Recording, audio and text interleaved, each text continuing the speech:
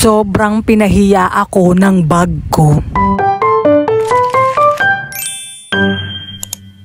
Habang naglalakad nga ako sa Star Mall ay shoota, bukas na pala yung bag ko. Sira na pala yung zipper ng gago.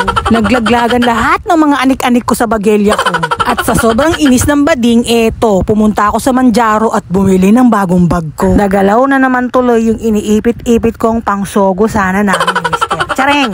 Sobrang tagal na rin kasi ng hawkbag ko na ito, magli5 taon na rin. At sinasalong ko kasi yan sa automatic washing machine, kaya siguro ayan, bumigay na rin ang zipper. Mukhang maganda naman yung quality ng Manjaro at happy naman ako sa na-purchase. Sa mga gumagamit ng Manjaro dyan, kumusta yung bag nyo? Matibay ba? Nagustuhan nga ni Mr. yung bag ko, Diyos ko, ina-arbor pa. At since nandito na nga tayo sa mall, ay mang-inasal na lang din ang binili kong ulam namin for dinner. Sinasabi ko sa inyo, iwas-iwasan nyo ang paglalabas ng bahay, oo. Dahil sa bawat paglabas, ang 1,000 mo siguradong tiwas. Pag uwi ko nga sa bahay ay sinasalubong na agad ako nitong mga alaga ko. Sobrang bangong-bango sila at sobrang excited sila sa mga inasal na dala ko. Akala mo naman talaga meron silang para dito, chicken oil lang naman yung para sa kanila dito. Tsare! Maya-maya pa nga ay dumating na rin si Mister at pinagsaluhan na namin itong aming hapunan. Kahit papano nakakatuwang isipin na kahit papano ay nakausad na rin tayo. Kahit papano kapag meron tayong gustong bilihin or kainin ay naa-afford na natin anytime. Hindi man yun mga sobrang mamahalin, pero hindi na katulad ng dati na kapag gusto mo ng bagong bag, Diyos ko, iyakan at ipong malalapa. Na kapag nasira yung ginagamit mong bag ay Diyos ko, tinatahi at tinatahi mo pa talaga. Aminin natin, may mga oras sa buhay natin na akala natin na pag-iiwanan na tayo, pero nangyayari lang naman yun kapag tinitignan natin yung narating na ng iba. Pero kung titignan mo ang sarili mo 5 years or 10 years ago, ibang iba at malayo na rin naman sa sitwasyon mo noon.